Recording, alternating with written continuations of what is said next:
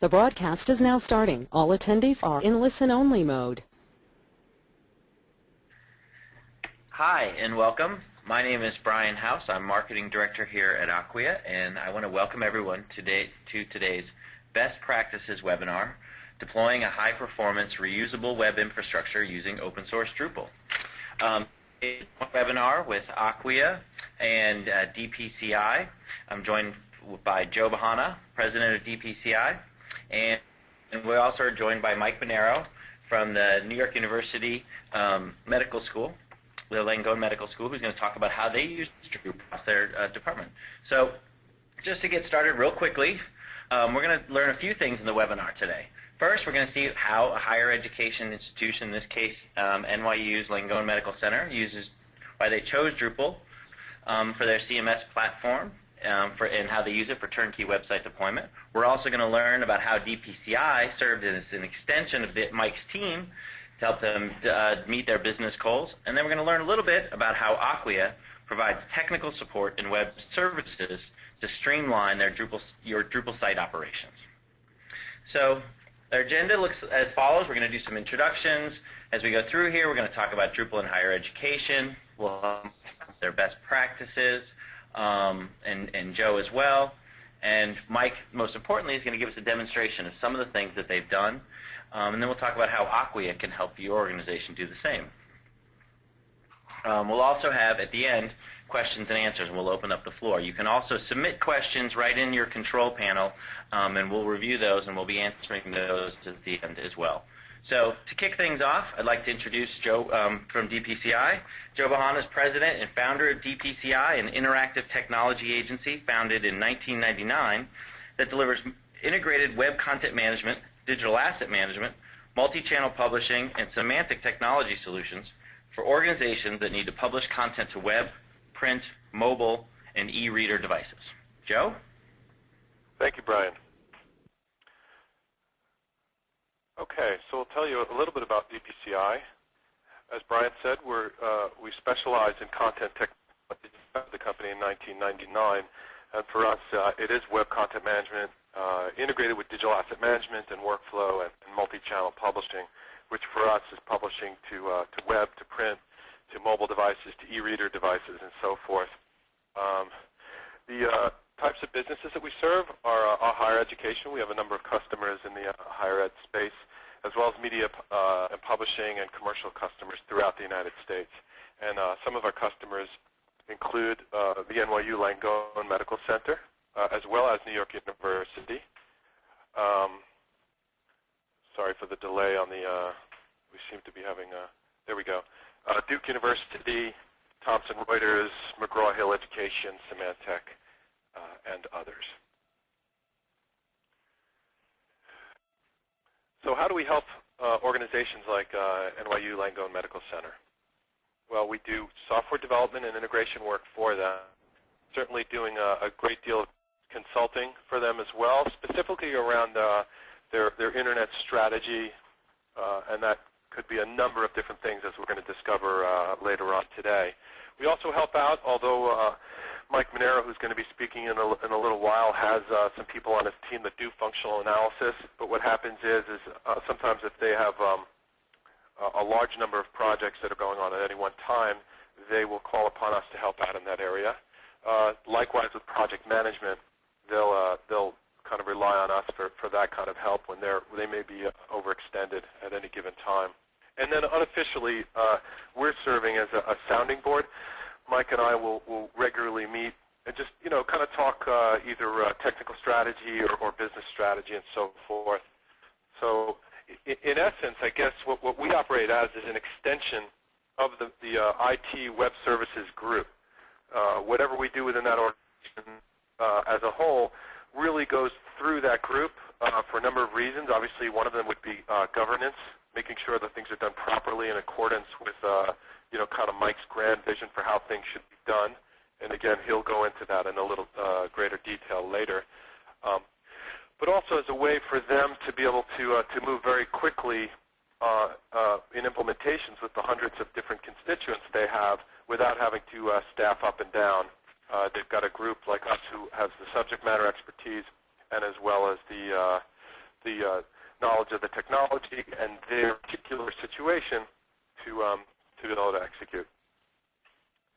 So we'll do a quick needs analysis on why are companies or what actually higher ed and healthcare are thinking about these days. The first thing, at least from the medical center standpoint, is new patient acquisition. At the end of the day, if you are a, let's say the cardiac surgery group at NYU Langone Medical Center, and you've got, you can acquire one new case through the website, through a conversion. Basically, you're looking at a $50,000 value to that. That doesn't mean that everybody who comes to the site is going to, to convert to actually become a patient.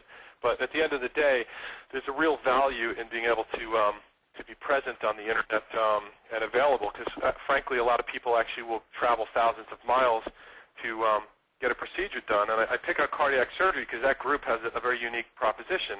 It may be one of the only places in North America that you can get minimally invasive mitral valve repair, as opposed to very radical surgery. So that's one kind of a need. The other thing that these kinds of institutions are thinking about is recruiting top researchers, faculty, physician talent. At the end of the day, it's a hyper-competitive environment, and at least the medical school, NYU really wants the best, and they have to look the best as well. And we've done some work with a couple of the different institutes where they want to have Maserati websites to really impress and have a kind of a great web presence to show that they're leading the pack. Likewise, they want to be able to attract prospective students for obvious reasons. There are some constituents within the medical center community, or organizations within their community that want to increase opportunities for giving. So, for example, the Child Study Center was a site where that was really the focus. Less on patient acquisition, although that is an important thing, but the way they structured their site was around availability of that center services around the 5 boroughs of Manhattan, as well as opportunities to quickly be able to get donations from a wide variety of sources. Serving the community, there's certainly a component of that. Being able to serve both the local community in terms of the school, the medical school, serving the hospital community, all the different workers in the hospital environment, and also serving the public. And to the Langone Medical Center, the public isn't just the New York area, but the public could be anywhere globally if you think about it, because it has a globally recognized brand. And then, of course, we dovetail into actually representing that brand globally so that people acknowledge the NYU Langone Medical Center as the premier institute for many, many different types of medical and health care services. So what are the web content management operational needs for a web center? A med center. The first is to be able to distribute content development. There's quite a lot of organizations today who are still a single person who's going to be editing an HTML file or has access to a web forum to be able to update some kind of a page, and that becomes a bottleneck or a rate determining step to really be able to move nimbly. So the concept of being able to distribute it out, certainly at the department or institute level, but even different constituents within a department, where let's say the head of a department might want to have a page where they're just, they have a message to the community or a blog and so forth. And maybe somebody in the community affairs group wants to update some other pages about, announcements, so forth. The second is to be able to standardize on a platform. Many of the universities that we work for have a major challenge, and that is that they've got a lot of point solutions across the enterprise. They've got different websites, different web technologies, from Cold Fusion to Java platforms to .NET to LAMP-based to just plain HTML, front page designed sites. And the total cost of ownership, at first you think, well, they might have been implemented very, very rapidly, but the overall cost to actually move those forward, it becomes very, very cumbersome. And I think that about a year or two ago, the folks, at least in Mike's group, and Mike, I think, really led the charge with this over at NYU, was to try to find a way to standardize and centralized development, basically to have reusable modules for the enterprise. Because at the end of the day, if somebody wanted a wiki or somebody wanted an event module or a blog or any of those things you can think of, either for community or outreach or even conversion of leads to become patients, the functionality was going to be relatively the same. So they were going to be able to move much more nimbly and effectively and arguably less costly, more cost-effective if they did that. So the other thing was, which I think was a big deal, and this is again going back a couple of years ago, which might have been a little foresight on Mike's part, was to be able to reduce or eliminate licensing costs. Because I think what was on the table at the time was proprietary software versus open source. Also, the things we see not only at NYU but at a number of other universities and not-for-profits is being able to rapidly roll out different sites to accommodate different needs of different communities or different departments or institutes. And I think that's been a real benefit for them. And then, finally, to be able to eliminate variance, which is just basically the 65 million different ways that we all do different things to achieve the same end. That's something that really impressed me. But what Mike has been doing over at the medical center is just basically he's got this kind of really steadfast way of trying to drive out variance, certainly in terms of deploying web content management. So let's talk about how Drupal fits the bill. First off, it's got strong multi-site support, and I think that's something that any institution like NYU is going to need to be able to roll out for so many different, wide variety of sites. It has a great modular extensible architecture. The way Dries Butart had really conceived of it very early on, and they've stuck to it, is, keep to the core, a nice solid core, and then develop a community of modules that you could add on to extend it. The product also has a very powerful graphical and structural flexibility, so you're really not locked into any way of doing things per se. We talked a little bit about the thousands of add-on modules that are available. You say, well, let's say 50, 60% of them you'd never even see or heard of, maybe 10 or 20% might be unusable, but if you think of the hundreds of modules that have become so world famous and successful, that's a really tough challenge. I was at DrupalCon a couple of months ago, and I talk about this a lot because I'm still blown away, but I met a woman who was a stay-at-home mom who was at the conference. She said she was a Drupal enthusiast, and never in my entire career, and I've been doing this for a long time, had ever met anybody who was an enthusiast of a web content management technology. So the social publishing and community features, not only with individual modules, but with the organic groups module, are quite impressive. And then, the thriving developer community, tens of thousands of people globally that are contributing to this platform.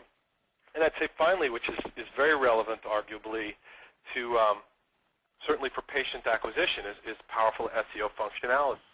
So back to that earlier concept that if somebody's, types in mitral valve repair, you want your site to come up first. And there are definite advantages to having a product like Drupal implemented from a technology standpoint. So how the med centers implement Drupal? Or, I think universities in general, because we've got other university customers. The first model is going it alone. You've got, particularly with some of the universities out there, where you've got brilliant folks that are programmers that just figure it out. They do a phenomenal job. Other areas or other universities bring in an experienced Drupal shop. Might be that they don't have enough resources, or the students are on other kinds of projects. I think that the approach that is emerging right now, and this isn't just with companies, or it isn't just with DPCI, but I see other companies in the Drupal community like ours, where universities are taking a hybrid approach, where they say, the students are great and they could do great work, but you may want the consistency of a company that knows the architecture of Drupal, the right way to set it up, or may have some more experience with optimizing code. And likewise, the students aren't going to be there forever, so you might want that continuity. And then the fourth thing is that when things get busy and you get more ambitious with your implementations, you might want to lean on some company that can help you with that, sort of as an extension of your resources, if you will. So I got the idea of doing this webinar about a month ago. I was sitting around with Mike Mainiero over some sushi, and I said, Mike, you've done some really impressive things over there that are above and beyond the technology.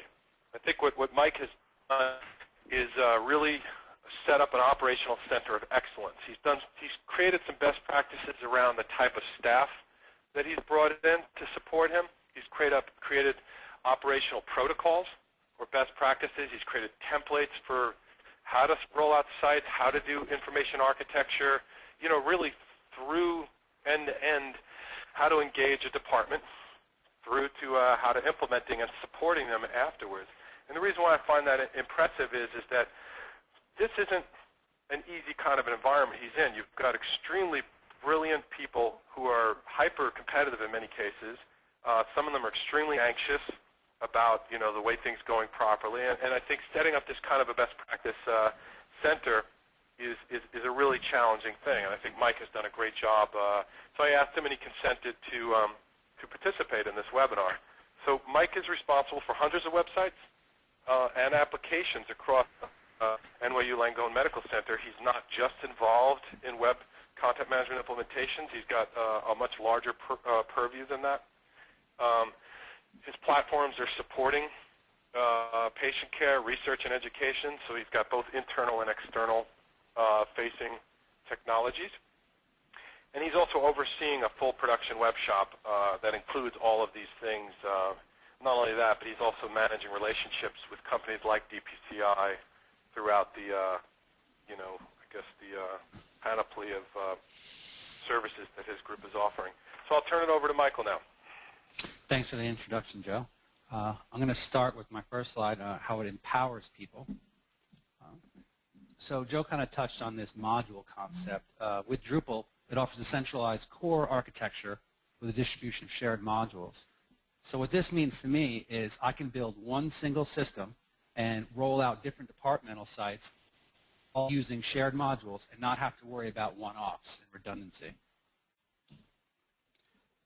This next bullet sort of really drove home for me. It enables departmental personnel to administer their own sites.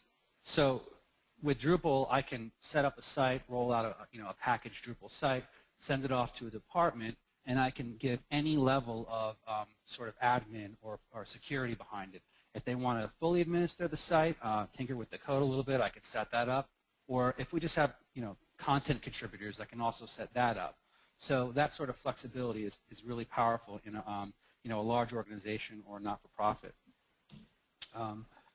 This is sort of an exciting thing that we've noticed since we started Drupal about 6 months ago.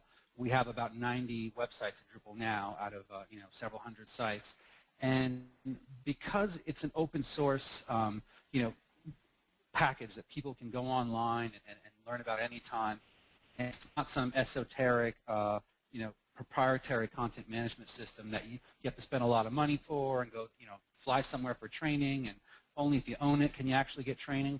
What this has enabled me to do is deliver this platform that is not just open source in its development nature, but any webmaster, any contributor or admin can go online and sort of get involved, and I think Joe sort of alluded to the enthusiast aspect. So it really has created a sense of community, and to me that's really powerful. People are all talking the same language. They're all talking about the latest modules or what's going on with Drupal, and that's really fun. So adopting open source, I mean, this is something that I think all IT managers have to face at certain times, and obviously there's many considerations, and open source to me means something different than most people. An open source platform enables you to develop modules or features without breaking the core system. So I can get under the hood of Drupal anytime I want and not worry about messing up the central system. and more importantly, I can set it up for a department programmer or maybe a third party to come in and create a custom feature, and I'll get into that a little bit, like a blog or a content sharing page or some sort of a slideshow. That can be developed and customized any which way, and I'm not worried about someone messing up my version or an iteration of my code and having to roll back. Open source really enables that.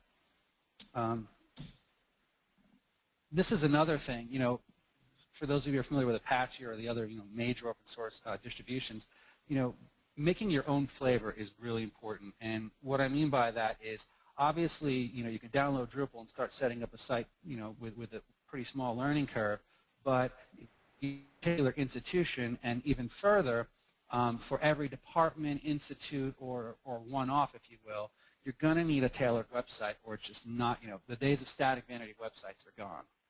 We don't want just static content saying, this is who we are. You want it tailored for your specific mission, and building your own flavor of Drupal enables you to eliminate all the ramp-up time of the sort of the core architecture build, feature sets, and even user interface aspects of building websites. So I'm 80% there when I roll out the Drupal package to somebody, because chances are the other 20% is really just bells and whistles that they might have wanted. And Joe alluded to this earlier, but my take on it is when someone comes to me with a project, the first thing I think about, okay, what technology am I going to use? And before I was using Drupal for my public sites, we would have an in-house conversation. Okay, who's going to write this? Do we have this code anywhere in another app that we can reuse? Now we just jump on the Drupal website, see if there's a module that already does this. So we needed a forum, we needed a contact form, we needed a Google Maps integration, and I'll show you a couple in a few minutes. First, we go to the Drupal website, we tap into these modules, we download it, and you can actually take the modules that you download further, or you can hire a third party, they can come in and develop them for you. So it's really, truly extensible. So this slide, talking to Joe, he thought it would be a good idea for me to bring this up. And this is really defining teams critical to success. And I'm a true believer that you really need the right chess pieces on the board to get a proper web development shop going. So for the core internal team, I usually start with systems admin. And whether you're hosting on an ISP or whether you're using a third party to do your systems administration or in-house, really for a Drupal setup, you need someone who is helping you with the regression testing, the LAMP environment, or in our case we use Solaris. They're configuring Apache so that it runs smoothly with your Drupal instance, and really sort of monitoring and setting things up for you. I think that's an essential, if I were to say, the chess pieces on the board. The next thing you need are programmers. Drupal's in PHP. You want folks that are able to take modules off of the Drupal or developed by another third party and sort of run with them and modify them to suit your particular needs. You might need to write a bridge application that takes data from another database so that you can syndicate that content on your website. You need your own programmers to do that, or you can hire programmers to accomplish that. Developers, I usually separate these. There's sort of a fine line sometimes, or not such a fine line between programmers and front-end developers, but you need a solid front-end developer on your team. And I'll just make a point here. Obviously, you can swap any one of these sort of chess pieces in and out with a consultant, and that's something that you can do with Drupal. Front-end developers are the people who are doing the user interfaces. They're sitting down with the end users, and they're doing the fine-tuning, that extra 20% after your custom flavor of Drupal. They're doing that extra 20% to really tailor the website. They're the people that have the face time with your end users. And then obviously I have to talk about writers, designers, and search engine specialists. Content is king. That's what people are going to the web for. That's what's going to drive your search engine optimization.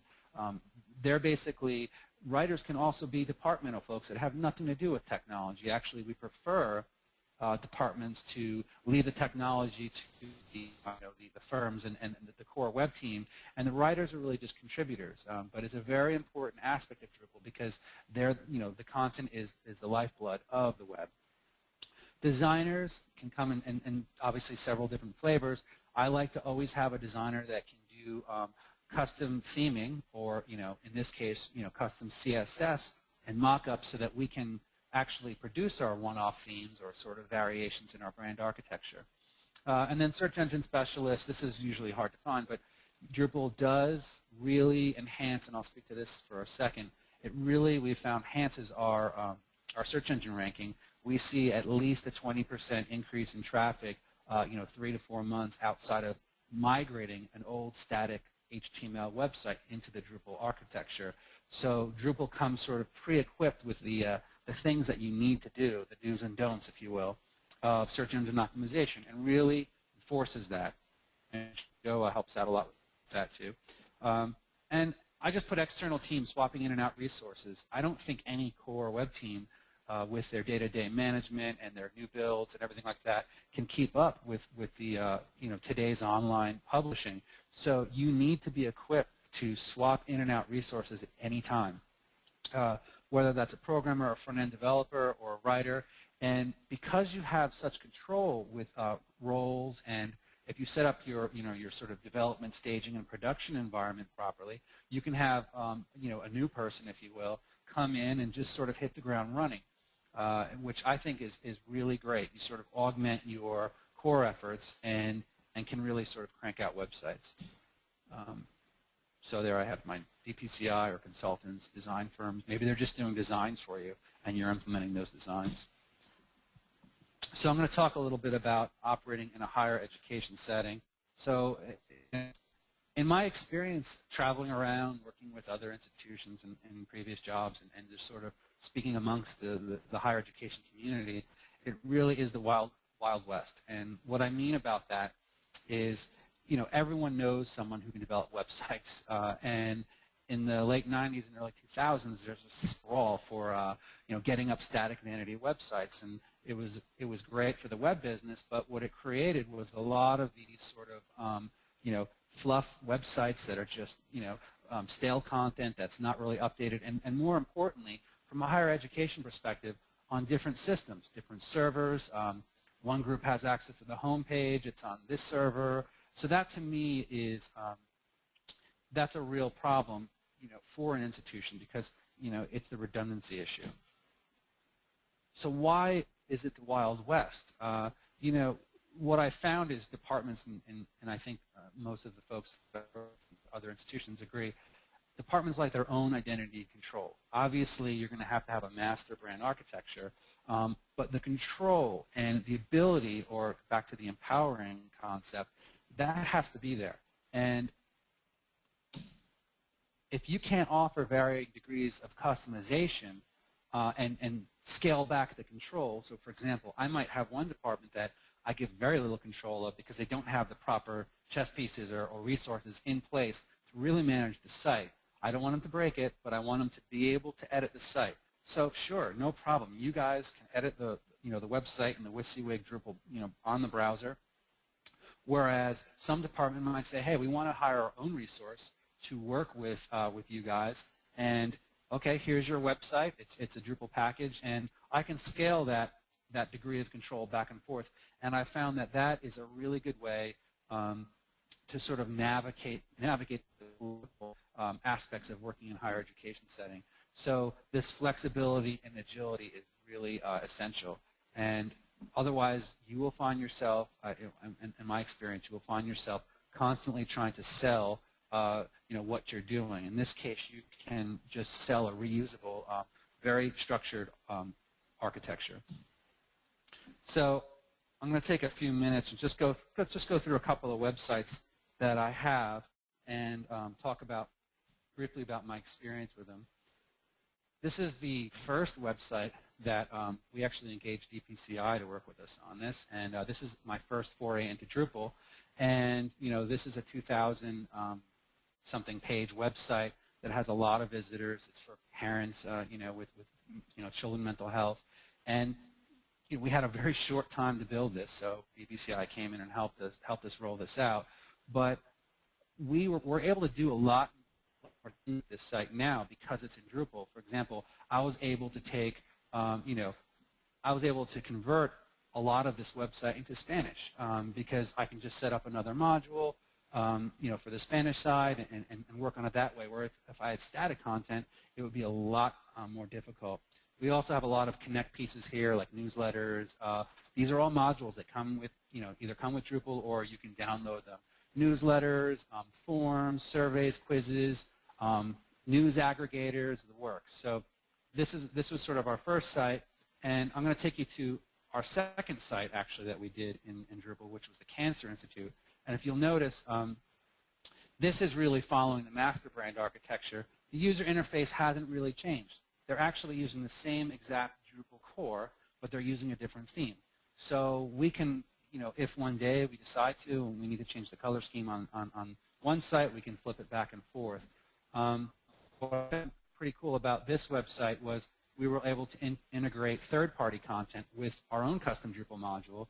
In this case, we needed to get, and a lot of healthcare institutions have to do this, we do write a lot of our own content, but for cancer, we want the NCI content. So we subscribe to HealthWise. We get a syndicate feed from them. We wrote our own Drupal module, DPCI, and we're able to basically call up this third-party content, and it works wonderfully.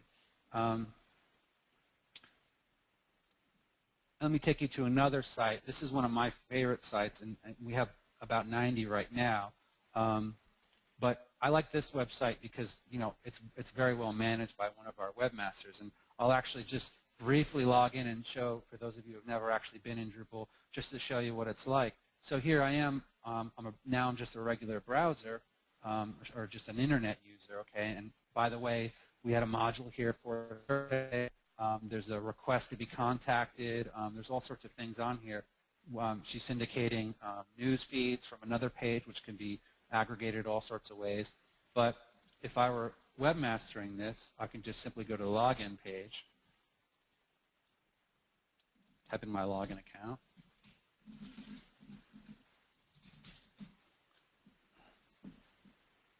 So here I'm logged into the website. It took on a little bit of a different look and feel. I like that, so I know that I'm actually logged in. I just go back to the home page, and I see I'm on a browser, and now all of a sudden I have all these options to edit. So for those of you who use Drupal, this is nothing new, but it does show very quickly that now I have control. I can change, I can move everything around, I can add new buttons. The ramifications of this at a large institution are you can distribute various levels of control, content contribution. Perhaps a particular article is written by 3 people. One person is the editor, one person's the contributor. You set all that up. So if I'm talking about,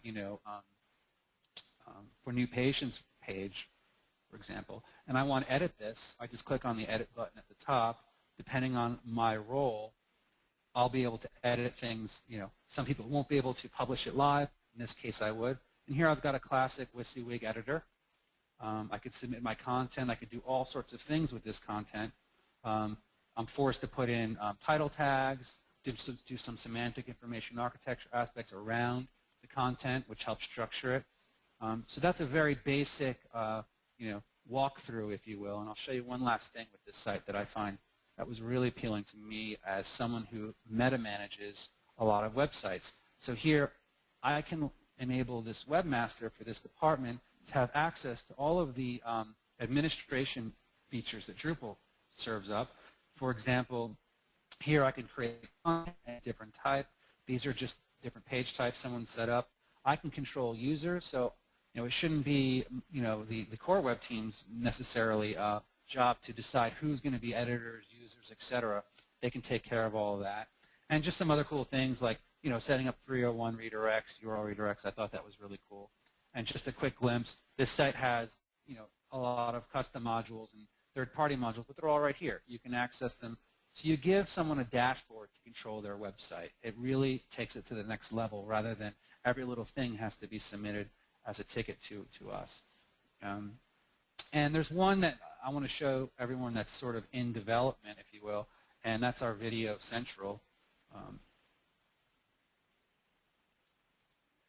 So now that we've built our standard flavor of Drupal websites, we're starting to really customize and build custom applications, if you will, or websites that for a particular idea or concept, like if a forum or a one Drupal site that's dedicated completely to creating compliancy tests. In this case, we developed using a lot of the freely available modules that Drupal has to offer. We developed sort of a video central, and I won't use the word YouTube, but it's essentially what we were trying to recreate. We have end users that want to get video online, and we need to provide them with a mechanism to do that and catalog it. So this is really digital asset management on one hand. It's rapid digital publishing, and I can syndicate this video just like YouTube any which way. We use the FFmpeg module, which is one of the modules where you can process MPEGs, AVIs, and what it does is it converts it to an FLV, that's a flash file, and we wrote a script that puts that on our interactive flash server, and it's a really great way. We've taken Drupal and for the whole flash video infrastructure, and what this will really enable us to do is distribute videos internally, externally, however we want to do that.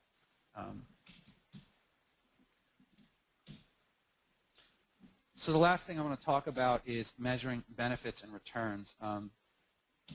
And this is this controlled distributed environment, which I alluded to in the first slide. And this means we're not developing new and different websites all over the place. Every time someone has a lab or a website, we don't have to start from scratch, decide what programming languages, reuse something ad hoc. It saves time, money, and avoids all the pitfalls of redundancy. Adhering to the master brand strategy. I mean, this is something that I think a lot of higher ed places that I've worked with have a challenge with. You have departments that want to look a certain way.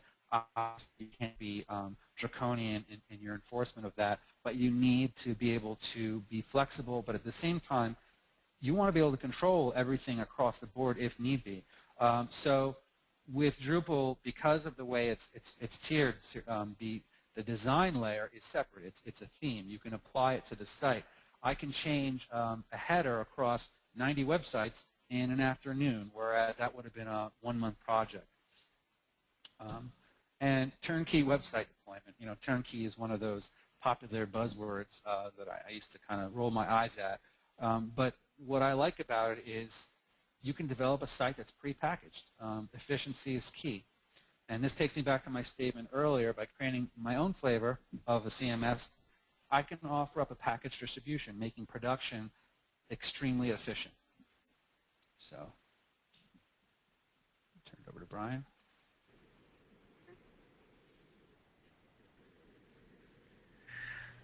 Thanks, Mike. So thanks for walking us through the demonstration. There's some great sites there and talking about your experience using Drupal. I'm going to talk just real briefly here about how the role Acquia can help and build on the comments you made about external firms helping organizations with their Drupal deployments. Hey, Mike, can you go to the next slide, please? So let's go to the next slide. So what I'm going to do is talk about Acquia. Thank you. So Acquia is a Drupal support company. We provide technical support and electronic services to help organizations in higher education and really in the industry successfully deploy Drupal technologies. So our company was co-founded by Dries Betart, the founder of the Drupal project, and we have many leading community experts who work in our engineering, our support, and our consulting organizations. And what we offer companies that are new to Drupal or that have been using Drupal for a long time is a number of things. Package distributions to help you get started faster, including single-click installers. We offer technical support, obviously, and we sell that through subscriptions. And we're actually offered, just announced, we're offering hosting for Drupal sites as well. They provide an optimized one-stop shop for your entire Drupal infrastructure. Go to the next slide. And the key point that I want to make here is when we think about technical support, it's really more than just supporting some subset of modules or just a single distribution and the components within that distribution. You know, our business is really built around supporting customers and not technology, and helping organizations achieve success with Drupal by answering both break-fix technical support questions, and we offer 24/7 emergency coverage.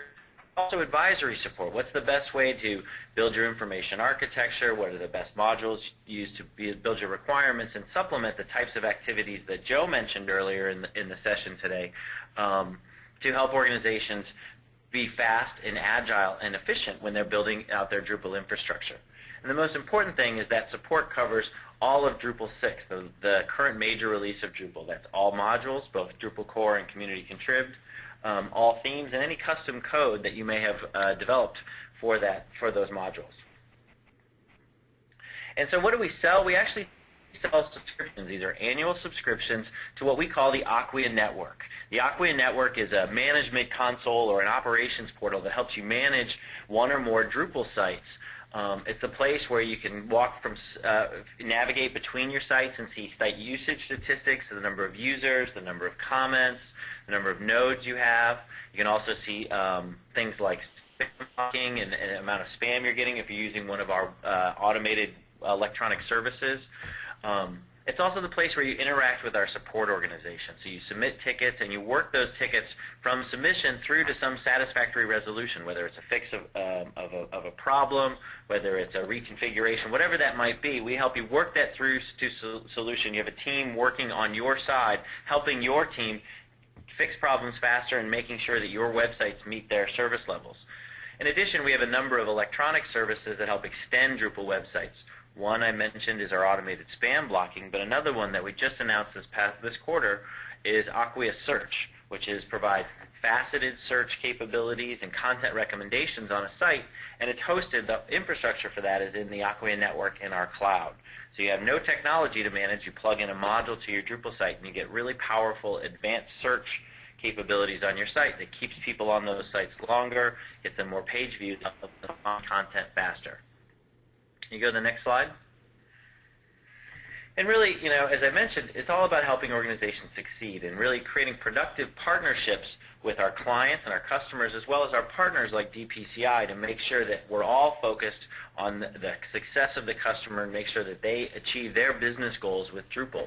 So throughout this process, we think of this as an ongoing relationship between our three parties where the customers define projects and define their business and technical requirements.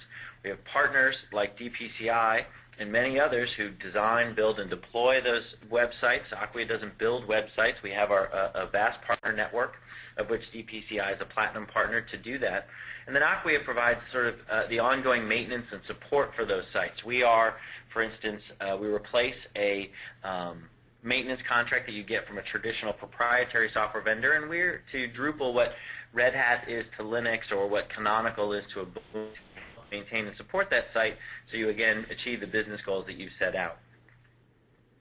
So if you go to the next slide, just want to summarize where we are and what we've seen today, and then also get ready to open this up for questions. So I encourage everyone, we have the question panel right here on the GoToMeeting control panel to submit questions to Mike or to Joe or myself, and we'll be happy to answer those, and we'll take some time to do that. What we saw today is we learned a lot about how New York University's Langone Medical Center is utilized Drupal, why they made that choice, how they've created the extensible reusable platform, and then how Mike described, they're using it for a turnkey website platform. So they've reduced their costs associated with incremental website deployments, and they're getting the functionality and the features that they need to increase traffic, to drive leads to their to the medical center, and really and serve the business and meet the business goals. We also saw from Joe how DPI can serve as an extension of the NYU's Langone Medical Center's in-house development team, helping them implement those goals, deploy their websites, and sort of supplementing the team that's there, so that way they're able to build those websites and do so in a timely, cost-effective fashion. And we learned a little bit about how Acquia can support that entire process, providing technical support, the electronic services like Acquia Search, to help streamline those Drupal site operations and in many cases extend your Drupal sites. So with that, I'd like to open it up for questions. Let's move to the contact slide. If you'd like to learn more information about what Acquia or DPCI, you'll see on the next slide that there's contact information available for both of our organizations. We actually on the DPCI website, datapublish.com, there's actually a case study on the topic. And we will actually post a recording of this webinar very likely tomorrow, so if you want to refer back to it or share it with your colleagues, you have the ability to do that. So we do have questions that are coming in here, so let me just look through some of the questions here. Again, if you would like to submit questions, please do so.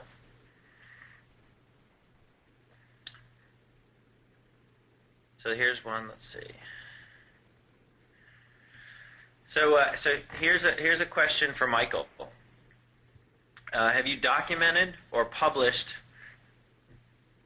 any of the body of best practices that you've developed for Drupal in higher education? For example, setting up multi-site environments or other best practices?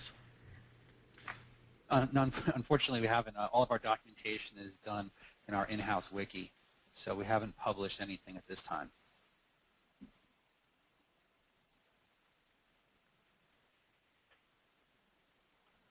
Brian, a question came up with regard to kind of Acquia's purview. I think that was an interesting one, was whether Acquia develops custom modules, that I thought we might want to answer, because I think we want to differentiate how companies like DPCI work with the end users and Acquia.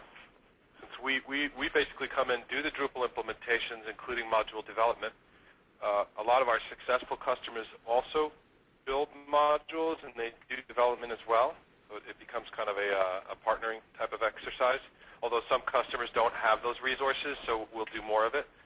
And then, Brian, maybe you can characterize more specifically what you offer in that case, in sort of that sort of ecosystem. Sure. Excellent question. What we typically look to do is we look for what we would sort of call strategic product areas to do custom module development. We're very focused at Acquia, and you'll see more from us with solution-based approaches to delivering Drupal for vertical and horizontal solutions. And so in some cases, those require some module development or contributions to existing modules. So with Acquia Search, that was built on an existing set of modules called the Apache Solar modules, where we went in, we thought that was an important offering to make, so we contributed and worked with the module owners to do that and contributed all the code back to the Drupal community. Another example is we did a module integration with a marketing automation system called LoopFuse, which is part of a marketing solution for Drupal plus a marketing automation system. We built a module because we use it, and we contributed that back to the community. So those are the typical areas that we see. Michael, there's a couple questions for you regarding updates. So you mentioned you have over 90 websites. There's a number of questions on the topic of how to update to Drupal core and Drupal modules across those sites. So the way Drupal's set up is there's a core modules folder. That's where all the core modules are. We usually don't touch those. Any new modules that we have, if I add it to the sort of shared modules folder, any website will be able to utilize those modules. So that's really powerful. So if for example, I did one for, we do a custom blog in a box one. If I build a blog module or build on the blogging module, and I do it for one particular project, all I need to do is that package modules in the folder, and then when Department Webmaster X logs in as an administrator, they can enable that module on their Drupal instance. So again, it sort of goes back to the whole build, use, and reuse story. Excellent. There was a question on the first, how long that took, and I have to say that that was a little quicker. It was the kind of thing actually where it was a sort of a trial by fire, because the Child Study Center needed to launch within 3 weeks, and they're very content heavy. Some of these sites are not content heavy. These guys had a couple of thousand content nodes they had to migrate over from an old HTML site where it was So we did some cleanup on that content with some scripts and so forth, but we had to deploy pretty quickly. And I think that was a great case study of I personally am pretty involved in the Project Management Institute, PMP. Some people might think that that's not a useful kind of certification or way of doing things, but that was really the first time Mike and I had met. So we kind of came together and realized that a 3-week deployment on a major site where the doctor at the Institute, Dr. Koplowitz, had a major fundraising event and I guess a groundbreaking, we couldn't miss the deadline. So I think that's where operational efficiencies really kind of helped us get through a very tight schedule where everybody's working pretty late. Just to jump on that, what we find really takes the time in rolling out these sites is the content, and that's something that the technology is being built so fast that the content is really the hold up. Yep. We have a number of follow-ups on the 90 sites, the multi-site. I think that the biggest question, their most consistent theme, Mike, is how many instances of Drupal are you running? Is it one multi-site instances with 90 sites, or do you have multiple instances? And if it's one, how do you make them look radically different? Because some of the things that you showed look where there's very big differences across the different sites. So I'll briefly explain that. Obviously, we have a redundant architecture with a development, if you box, or we do our sandbox. If you want to test something out, and then you have your staging environment where people do their regular edits in your production environment. But to answer that, it is one core system. If someone came to me and says, I want another website, oh, and by the way, I got permission to make it look completely different, that's really just the theme. So you're really just applying a skin to the, and I don't want to minimize, there is some obviously work around that, and you have some customization to do with what's called blocks. But essentially, it doesn't matter to me how the site looks. It's still going in the same core engine, and that's really important because once you start developing outside of the core, you have to keep track of all these different change managements that have taken place. So, we had originally set this up where we were setting up different core Drupal instances, and that really started from a management, a meta management, and sort of a deployed rollout schedule for all our upgrades. It was really difficult to keep track of. One group would say, how come we don't have that feature? Oh, you're in the, we name ours after astrological signs. You're in the Libra template. You're not going to get that. So we quickly realized, wait a second, we need to really centralize this. And obviously, we have to run it on a fast system and do stress testing and Apache benchmarking and all that kind of stuff. But yes, it is one core system. Hopefully that answers it. There's also a couple questions, Mike, about your environment, specifically setting up a development environment and then transferring that in a staging via staging to a production environment. Can you talk a little bit about the specifics of your environment that you guys have set up? I'll quick describe that, and there are standards out there for setting this up. From staging to production, you're really just doing a synchronization, which is a lot like an rsync for those of you who are technical. It's really just a mirror of the staging with a scheduled push. So those environments are identical because you're doing all your testing and staging. Not a lot of folks should have access to the development server. That's really when you get a new module and you want to test it out. But we have essentially guidelines around moving something from development to staging and a sort of a testing sequence involved. And if a third party comes in and develops something, they would put it on the development server.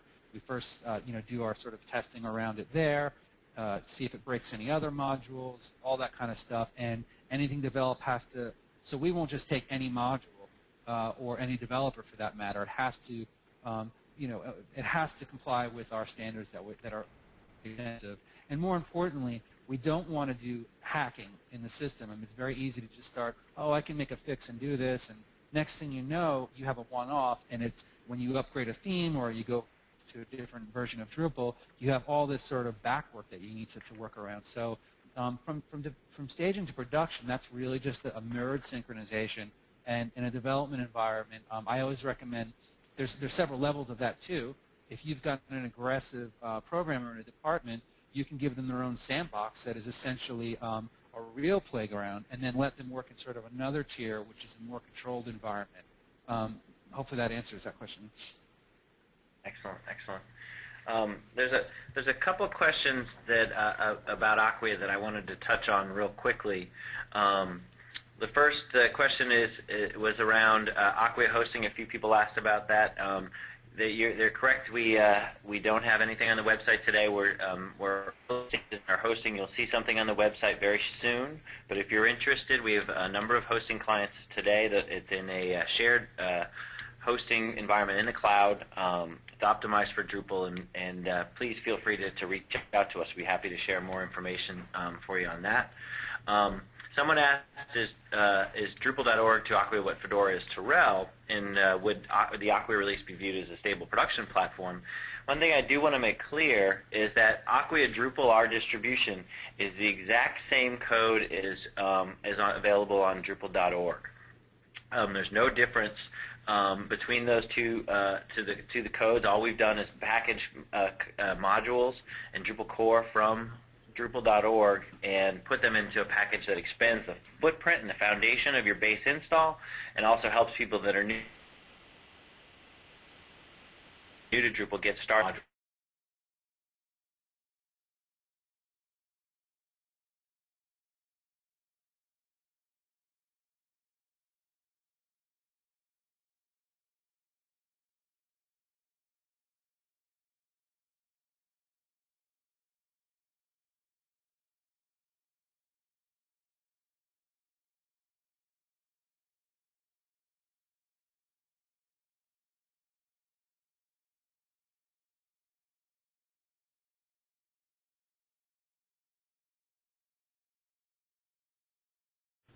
All right. Okay, I'm back. Oh, there you go. So the question for you, Mike, was: are you using virtual servers with load balancing, or a single virtual server with lots of resources? What sort of server infrastructure are you using to support this? Someone's getting after this server infrastructure. So it's not virtual. It's a tiered environment, and we're actually using Solaris with cool stacks. Great.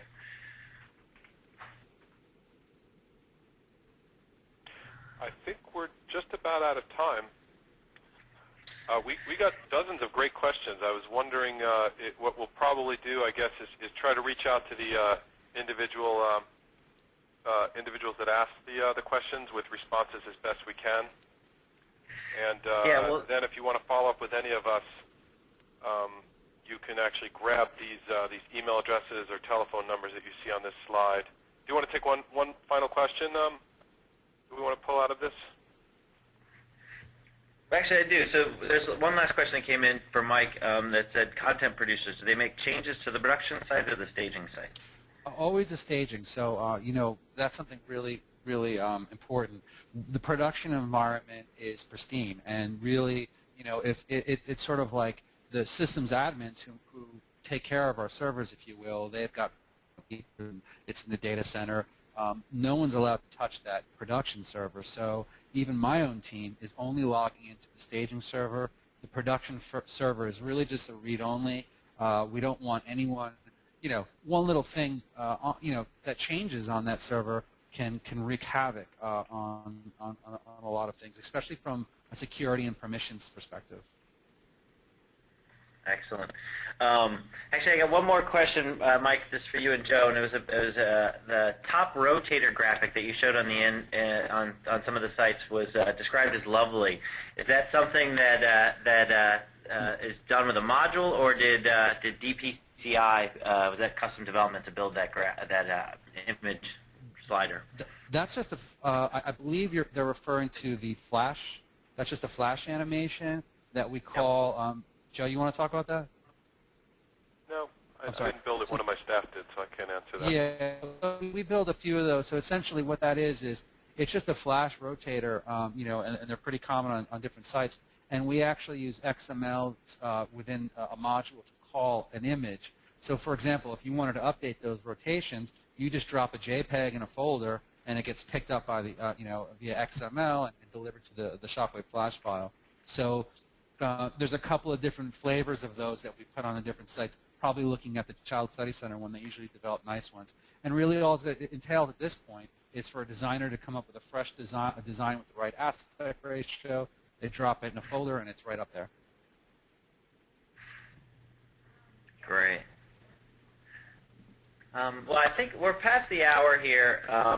What I think we'll do here is, like as Joe mentioned, we'll go through the questions, and we'll either create an FAQ that's available with all the questions, or if we can tie them to individuals, we'll respond directly to you. I want to thank everyone for taking an hour out of their day to spend time with us and learn more about what Mike and his team have done. And I also want to offer a special thanks, Mike, to you for taking the time to help prepare the presentation and to work with Joe and I to put together a really great presentation for Audience Day. So really, I do want to thank you and appreciate it. Thanks, guys.